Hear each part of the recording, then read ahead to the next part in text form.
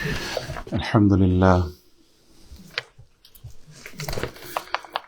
لله رب العالمين، والصلاة والسلام على سيد الأنبياء والمرسلين وعلى كل ملائكتك المقربين وعلى عباد الله الصالحين. أما بعد، فأعوذ بالله من الشيطان الرجيم. بسم الله الرحمن الرحيم. قال الله تبارك وتعالى في الكلام المجيد بعد أعوذ بالله من الشيطان الرجيم: إنا أعطيناك الكوثر فصل لربك وانحر إن شانئك هو الأبتر. صدق الله مولانا العظيم وصدق رسوله النبي الأمين الكريم، ونحن على ذلك لمن الشاهدين والشاكرين والحمد لله رب العالمين. تمام خوبیاں، حمد، ثنا اللہ جل وعلا کے لیے ہے. درود سلام بے حد بے حساب لا تعداد بے شمار جناب محمد الرسول اللہ صلی اللہ علیہ وبارک وسلم کی بارگاہ میں پیش کرنے کے بعد اللہ کریم کے حضور دعا گو ہوں. مالک و مولا، ہمارا اول وقت میں آنا، بیٹھنا، سننا، سنانا اپنی پاک بارگاہ میں قبول فرمائے. باب ذی وقار، ہماری تفسیر چل رہی تھی سورہ کوثر کے حوالے سے، اور پھر بیچ میں 2-3 ہمارے خطبے حالات حاضرہ کے حوالے سے تھے. آج پھر اپنے موضوع کی طرف آ رہا ہوں. اللہ کریم مجھے حق بات صحیح انداز میں آپ تک پہنچانے کی توفیق عطا فرمائے. سورۃ الکوثر میں اللہ کریم نے اپنے محبوب کو خیر کثیر عطا فرمایا، اس کا ذکر کیا ہے. نبی علیہ الصلاۃ والسلام کو جو کچھ ملا لاجواب ملا. علم ہو تو بے مثال ہے، حسن و جمال ہو تو لاجواب ہے، سخاوت ہو، شجاعت ہو، امانت ہو، دیانت ہو، معجزات ہو، تعلیمات ہو، اس کا کوئی جواب نہیں ہے. ہر حوالے سے پرفیکشن آپ کو نظر آئے گی. کوثر کو صفت مانے تو آج جو موصوف محذوف ماننے والے ہیں ہم، وہ ہے اختیارات. صفت کوثر اور موصوف محذوف مانے وہ اختیارات کو، تو معنی یہ ہوگا کہ اللہ تعالی نے اپنے حبیب جناب محمد الرسول اللہ صلی اللہ علیہ وسلم کو بہت ہی زیادہ اختیارات اور تصرفات عطا فرمائے ہیں. مسجد کے اس حال میں ہم جتنے بھی ساتھی بزرگ جوان یہاں بیٹھے ہیں، سب کو اللہ تعالیٰ نے قوت عطا فرمائی ہے. اللہ تعالیٰ نے صحت دی ہے، الحمدللہ. توانائی ہے ہمارے پاس، اور ان قوتوں کا اظہار ہماری ذات سے ہوتا رہتا ہے. اللہ تعالیٰ نے ہمارے ہاتھوں میں قوت رکھی ہے، طاقت رکھی ہے. جب کوئی آدمی گرتا ہے تو ہم گرتے ہوئے کو سنبھالتے ہیں. اپنی طاقت، اپنی قوت جو اللہ نے دی ہے، ان ہاتھوں کو طاقت اور قوت، توانائی، انرجی یہ اللہ نے دی ہے، اور ان کو بروئے کار لاتے ہوئے ہم کمزوروں کی مدد کرتے ہیں. اور اگر کوئی ظالم صفت آدمی ہو تو پھر وہ انہی ہاتھوں سے لوگوں کا گلا گھونٹتا ہے، انہی ہاتھوں سے وہ ظلم کرتا ہے. اللہ نے چونکہ چوائس تو آدمی کو ہے نا، اسے ہی دیا ہے. قد افلح من زکاہا وقد خاب من دساہا الم نجعل لہ عینین ولسانا وشفتین وہدیناہ النجدین. اختیار اللہ تعالیٰ نے انسان کو دیا ہے، تو بعض اوقات انسان اللہ کی دی ہوئی طاقت سے لوگوں کی مدد کرتا ہے، دستگیری کرتا ہے، اور بعض اوقات وہ ظلم کے پہاڑ توڑتا ہے. اسی طرح اللہ تعالیٰ نے ہماری زبان میں قوت رکھی ہے. اس زبان سے ہم امر بالمعروف و نہی عن المنکر، نیکی کی دعوت دینا، برائی سے روکنا، اللہ نے ہمیں طاقت دی ہے. یہی زبان ہے کہ ہم اس کو اچھے کاموں میں استعمال کرتے ہیں. اسی زبان سے ہم تسبیح پڑھتے ہیں، اللہ کی حمد و ثنا، نبی پاک کی نعت پڑھتے ہیں. یہی زبان ہے جس کی وجہ سے ہم لوگوں کا دل جیتتے ہیں. اور بعض اوقات جو آدمی فاسق فاجر ہو، ظالم ہو، وہ اسی زبان سے لوگوں کی دل آزاری کرتا ہے. یہی زبان ہوتی ہے تہمت لگاتا ہے، اسی زبان سے غیبت، چغلی، فتنہ، فساد کرتا ہے. زبان ایک ہے، طاقت کا استعمال مختلف ہے. اختیار دیا ہے آدمی کو، وہ جس طرح چاہے اس کو استعمال کرے. آپ مال دیکھیں، مال، دولت، پاؤنڈ اللہ نے ہمیں دی ہے. یہ قوت ہے ہماری، یہ دولت. اس دولت سے ہم غریب کی مدد کرتے ہیں. یہ دولت ہو حج عمرے پہ جاتے ہیں. یہ دولت ہو تو مسجد کی تعمیر ہوتی ہے.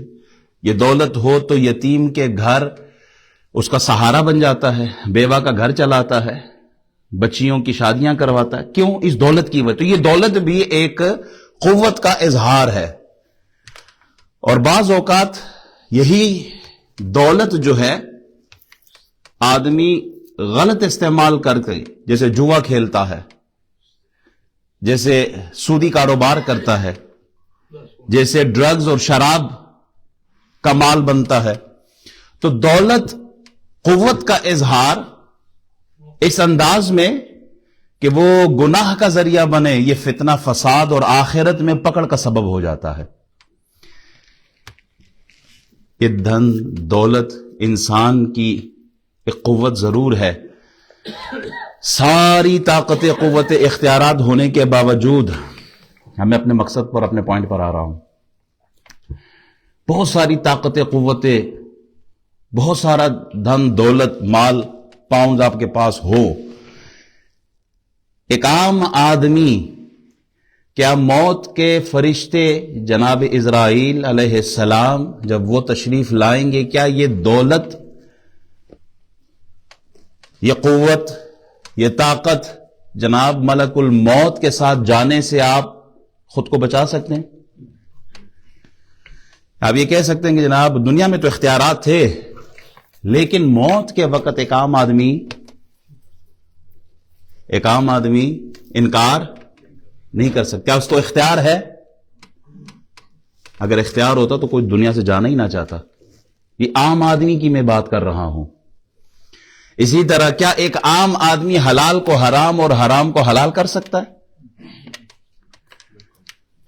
کیا ایک عام آدمی فرض کو مستحب اور مستحب کو فرض قرار دے سکتا ہے؟ دنیا کا بڑا سے بڑا طاقتور انسان ہی کیوں نہ ہو، دنیاوی معاملات میں کتنی ہی طاقت کیوں نہ رکھتا ہو، مگر دین کے معاملے میں وہ بے بس اور مجبور نظر آتا ہے.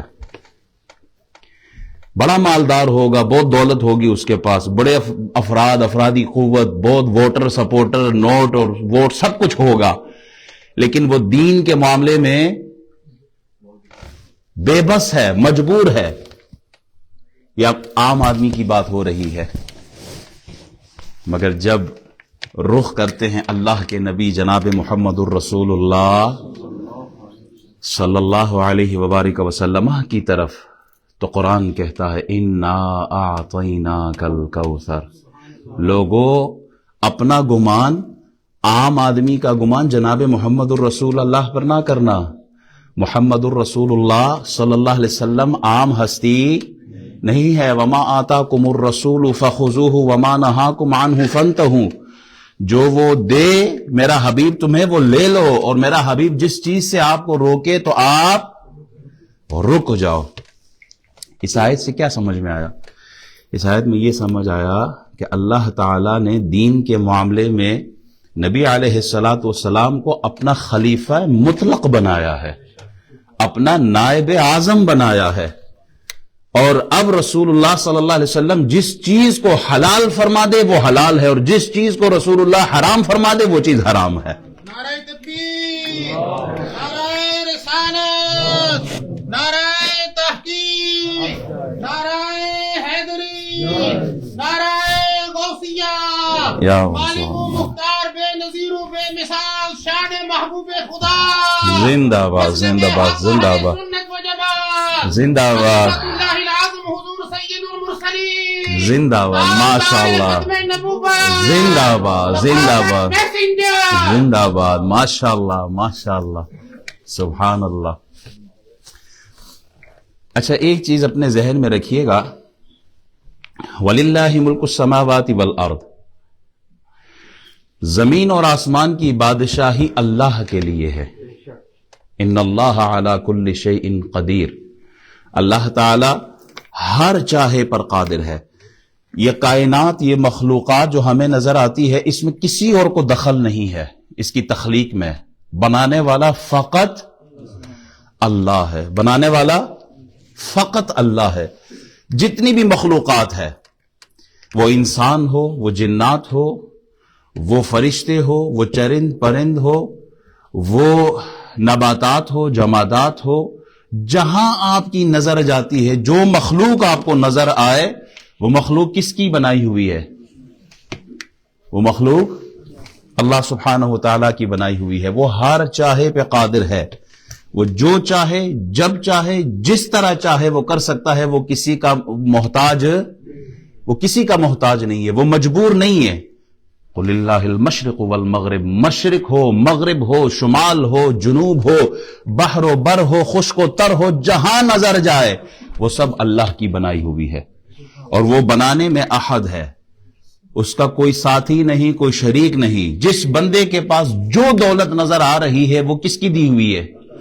اللہ کی دی ہے۔ عالم کے پاس علم اللہ کی طرف سے، پیروں کے پاس پیری اللہ کی طرف سے، فقیروں کے پاس فقیری، ولیوں کے پاس ولایت، نبیوں کے پاس نبوت، رسولوں کے پاس رسالت، بادشاہوں کے پاس بادشاہت۔ یہ ہمارا عقیدہ ہے، کیونکہ آج اس موضوع پہ گفتگو کروں گا، اس کی بنیاد یہ ہونی چاہیے ہمارا عقیدہ کیا ہے۔ جس کو جو بھی ملا ہے وہ اللہ کی طرف سے ملا ہے۔ سورج، چاند، ستارے، سیارے سب اللہ کے حکم کے پابند ہیں، اللہ کے حکم کے پابند ہیں۔ اب میرے اس موضوع کو سنیے، قل اللہم مالک الملک تؤتی الملک من تشاء وتنزع الملک ممن تشاء وتعز من تشاء وتذل من تشاء بیدک الخیر انک علی، ماشاءاللہ سب کو پتا ہے بادشاہوں کو بادشاہی دینے والا کون ہے؟ اللہ۔ کوئی اعتراض کر سکتا ہے کہ یہ بادشاہی اللہ جناب سلیمان کو بادشاہ بنائے تو میں اور آپ کون ہوتے اعتراض کرنے والے؟ کوئی اعتراض ہے؟ داؤد علیہ السلام بادشاہ ہے، میں اور آپ اعتراض؟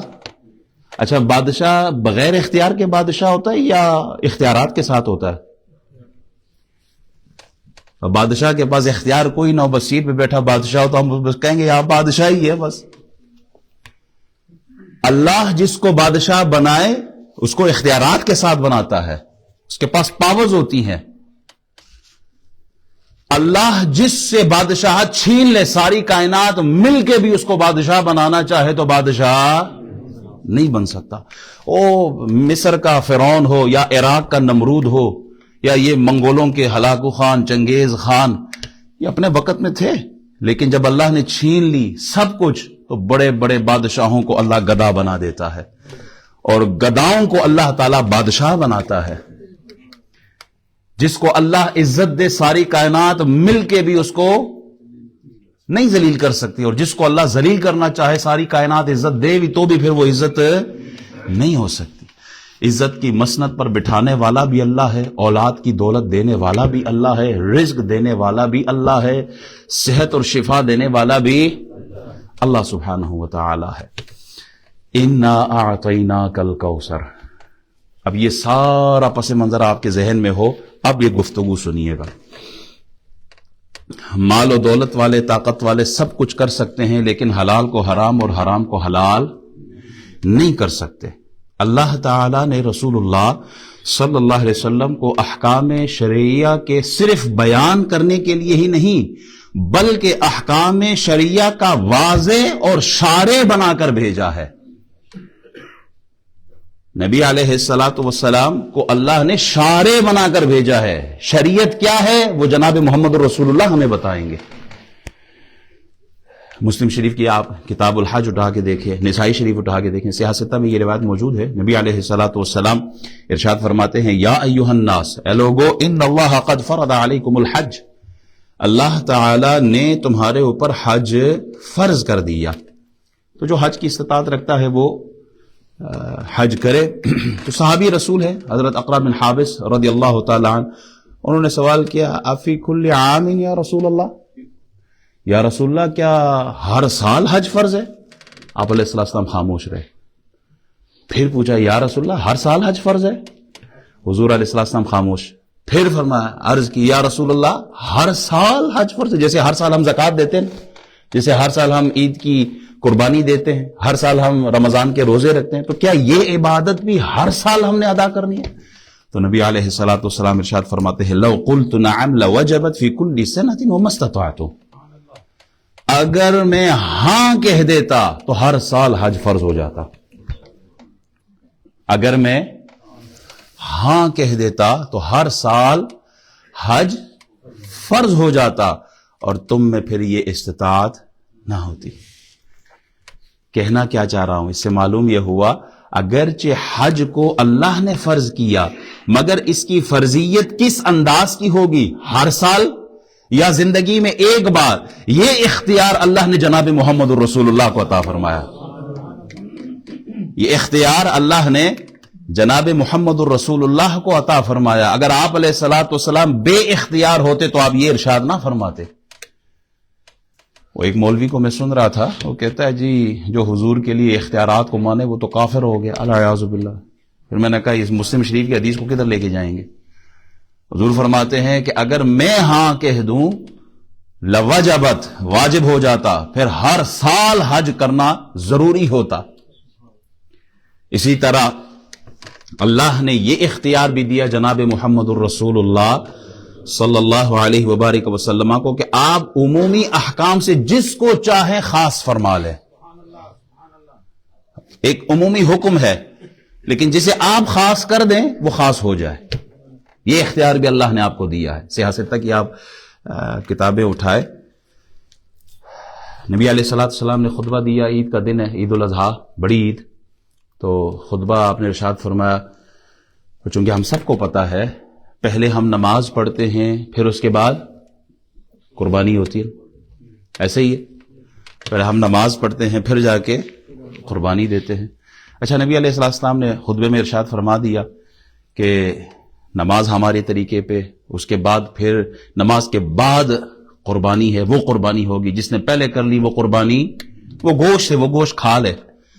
تو ایک صحابی تھے، وہ کھڑے ہو گئے، غالباً حضرت ابو بردہ تھے، کھڑے ہو، یا رسول اللہ میں تو قربانی کر آیا،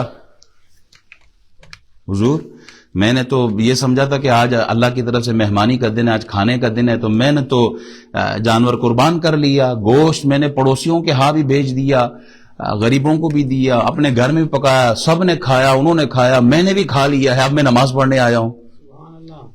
یا رسول اللہ قربانی تو گئی، یا رسول اللہ آپ گھر میں صرف ایک 6 مہینے کی ایک بکری کا بچہ ہے، حضور نے فرمایا جا کے اسی کو قربان کر لو۔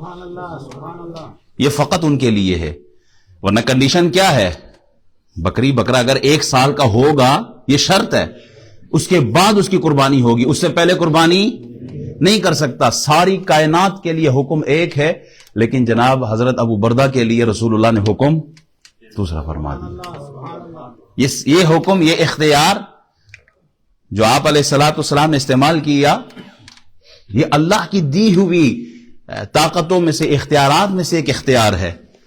باقی ساری کائنات کے لیے ہے کہ بکری یا بکرا 1 سال کا ہوگا پھر اس کی قربانی ہے، لیکن صحابی رسول حضرت ابو بردہ کے لیے حکم مختلف کر دیا۔ یہ اختیار اللہ نے دیا جناب محمد الرسول اللہ صلی اللہ علیہ وسلم کو۔ اچھا، ہم نمازیں کتنی پڑھتے ہیں؟ قرآن میں حکم ہے نا نماز پڑھنے کا، نمازیں پڑھو نمازیں پڑھو. ایک آدمی آ کر مولوی صاحب سے کہتا ہے مولوی صاحب میں مسلمان ہونا چاہتا ہوں لیکن شرط یہ میں نماز کوئی نہیں پڑھنی.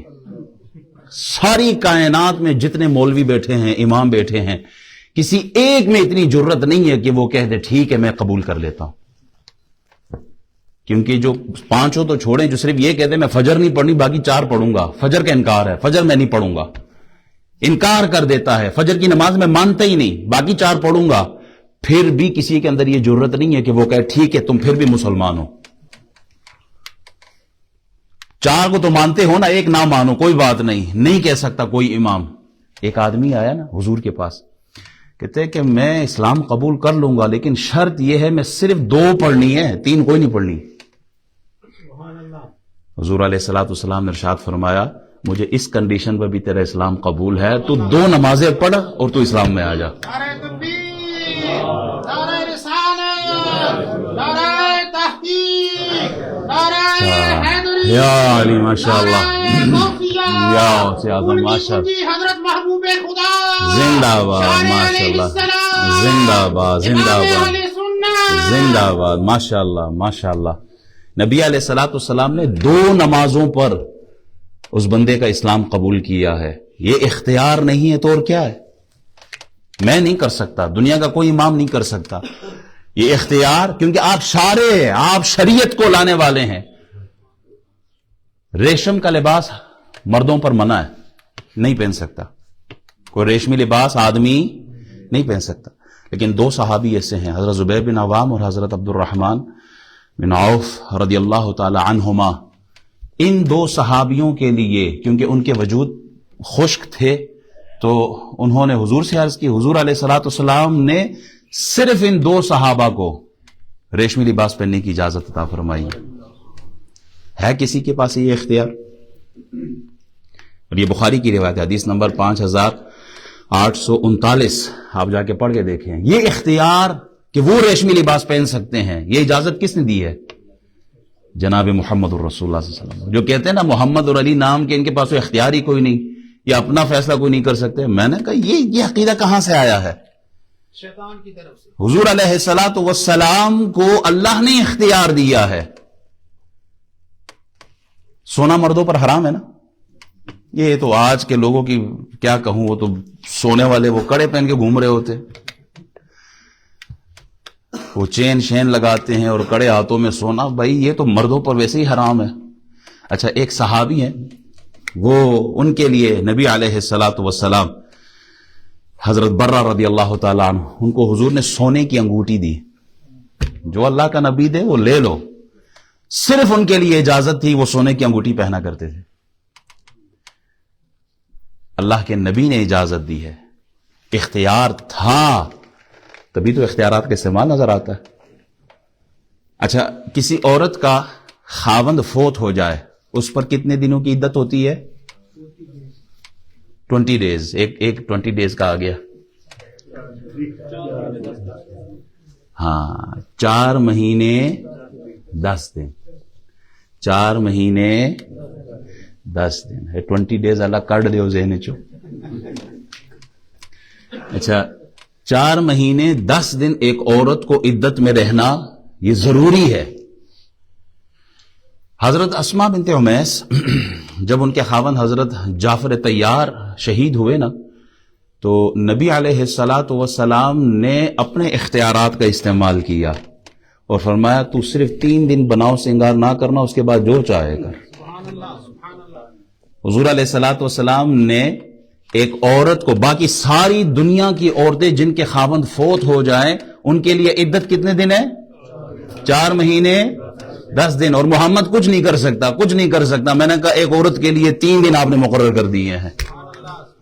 قرآن کہتا ہے 4 مہینے 10 دن، اور رسول اللہ صلی اللہ علیہ وسلم نے اپنے اختیارات کا استعمال کیا اور ایک صحابیہ کے لیے فقط 3 دن عدت مقرر کر دی. ہم جب نکاح پڑھانے جاتے ہیں تو 2 گواہ بھی ہوتے ہیں، ایک آدمی ایک گواہ. اچھا اگر 2 مردوں کی جگہ ایک مرد اور 2 عورتیں آ جائیں تو بھی ٹھیک ہے، کیونکہ ایک مرد کی گواہی 2 عورتوں کے برابر ہے. گواہ دو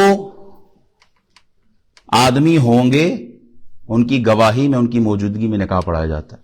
ایک آدمی کی گواہی ایک کے برابر ہوتی ہے. لیکن یہ رول حضرت خزیمہ بن ثابت کے لیے نہیں ہے. ان کی ایک کی گواہی دو مردوں کے برابر ہے. یہ اختیار کس نے دیا؟ جناب محمد الرسول اللہ صلی اللہ علیہ وسلم نے. انہوں نے بن دیکھے حضور کی، وہ جو میں نے پہلے بھی یہ روایت سنائی ہے نا، وہ گھوڑا جو بیچا ایک آدمی کے ہاتھوں، ایک آدمی گھوڑا بیچ رہا تھا، حضور نے لیا، تھوڑی دیر دور جا کے پھر وہ مکر گیا، کوئی اچھی بولی مل گئی ہوگی، تو کہتا ہے اگر آپ کے پاس کوئی گواہی ہے تو سامنے لے آؤ. حضرت خزیمہ سامنے آ گئے تھے. انہوں نے کہا میں گواہی دیتا ہوں، اللہ کے نبی نے یہ آپ کے ساتھ سودا کیا.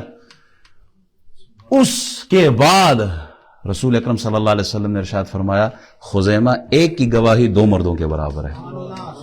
لقد جاءکم رسول من انفسکم، یہ آیت جب حضرت عثمان غنی کے دور میں جب قرآن جمع ہو رہا تھا تو اس آیت کے جمع کرنے پر چونکہ دو دو بندوں کی ضرورت ہوتی تھی گواہی کی، حضرت خزیمہ اکیلے کی گواہی قبول کی گئی ہے. حضرت خزیمہ مصطفیٰ کے گواہ، زندہ باد، زندہ زندہ باد، زندہ باد، زندہ باد. یہ اختیارات ہے رسول اللہ صلی اللہ علیہ وسلم کے. انا اعطیناک الکوثر، محبوب آپ کو ہم نے خیر کثیر عطا کی ہے. اچھا ایک مرد ایک وقت میں کتنی شادیاں کر سکتا ہے؟ بڑے مسکرائے ہو سارے. قرآن کا بالکل علی الاعلان یہ قرآن کی آیت، فَانْكِحُوا مَا طَابَ لَكُم مِّنَ النِّسَاءِ مَثْنَىٰ وَثُلَاثَ وَرُبَاعَ، دو دو کرو، تین تین کرو، چار چار کرو. قرآن کی آیت ہے، قرآن نے اجازت دی ہے. حضرت علی رضی اللہ تعالیٰ عنہ کے لیے آتا ہے کہ ابو جہل کی بیٹی سے نکاح کا معاملہ آیا، شادی کرنا چاہتے تھے. حضور علیہ السلام تک یہ خبر پہنچی.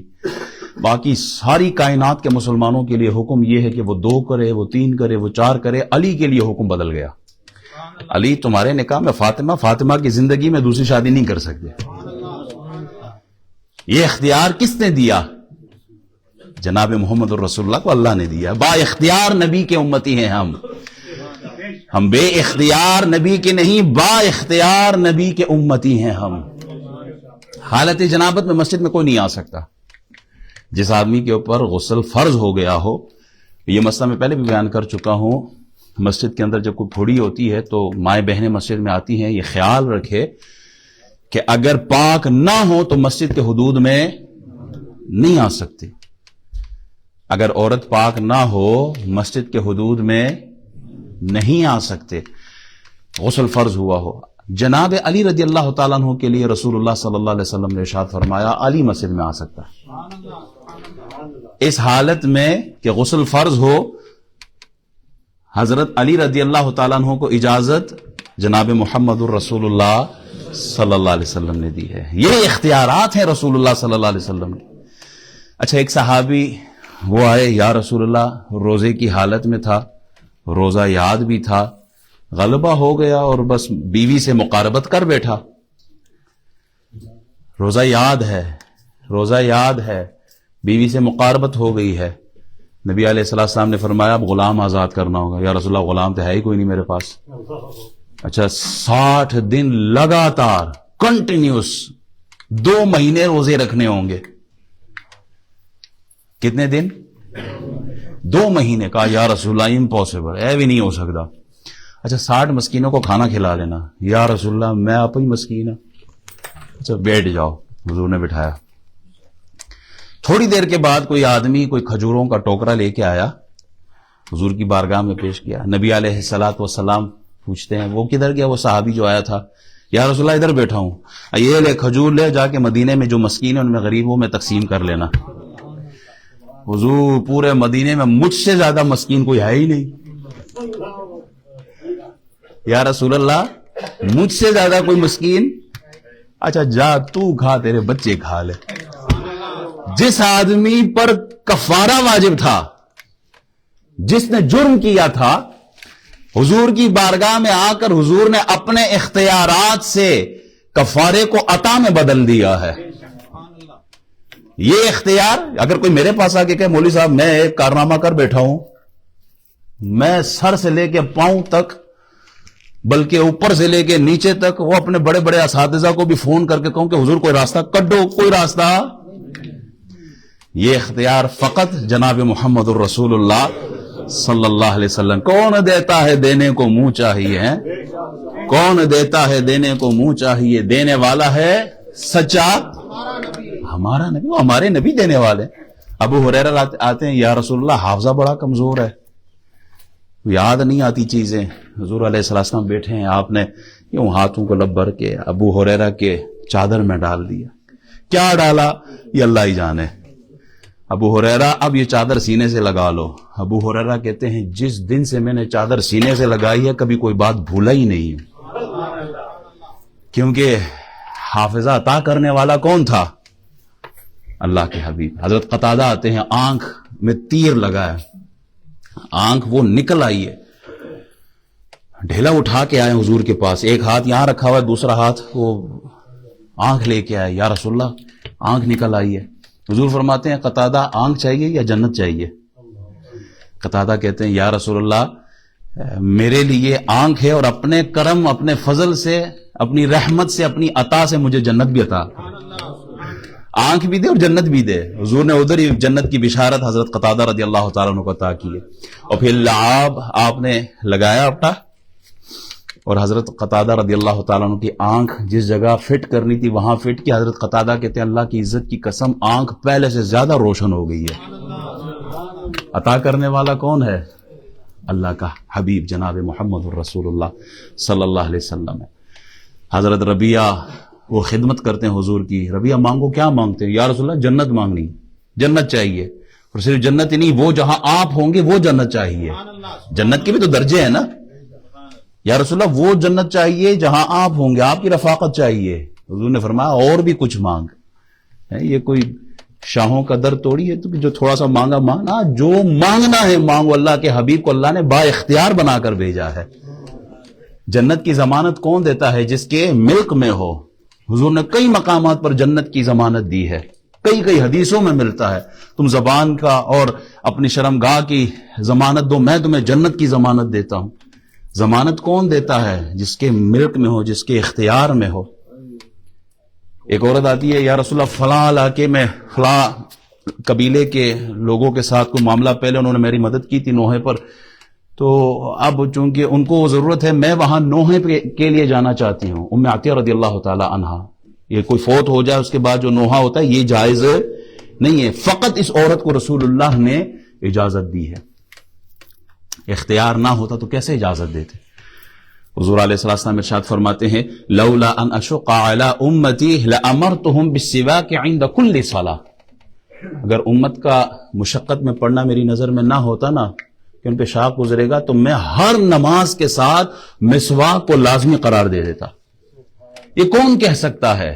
جس کو اللہ نے اختیار دیا ہو. اب اختیار ہی نہ ہو تو کیسے کہہ سکتا ہے؟ ایک آدمی وہی لکھا کرتا تھا، بعد میں مرتد ہو گیا، کافر ہو گیا. نبی علیہ السلام نے فرمایا اس کو زمین ایکسیپٹ نہیں کرے گی. اس کو بہت سارے مقامات پہ دفن کرنا چاہا، ہر بار زمین اٹھا کے باہر پھینک دیتی تھی اس کو، اور پھر زمین کے اوپر ہی وہ گل سڑ کے مر گیا. اب ختم ہوا، گل سڑ گیا، زمین نے اس کو ایکسیپٹ نہیں کیا. کیوں؟ زبان حق ترجمان سے جو نکلا اللہ نے پورا کیا. ہمارا نبی با اختیار نبی ہے. ہمارا نبی، وہ ذرا اونچا بولو آج، ہمارا نبی با اختیار نبی ہے. ہمارا عقیدہ یہ ہے کہ اللہ نے اپنے حبیب کو اختیارات سے نوازا ہے. اللہ نے اپنے حبیب کو اختیارات دیے ہیں. یہ تو میں نے صرف وہ جو دینی اختیارات، نمازوں کے، جنابت کے، مسواک کے، یہ اختیارات، اس کے علاوہ جو دنیاوی معاملات اللہ نے زندگی دے اس کو پھر بیان کرے گا. وآخر دعوانا الحمدللہ رب العالمین.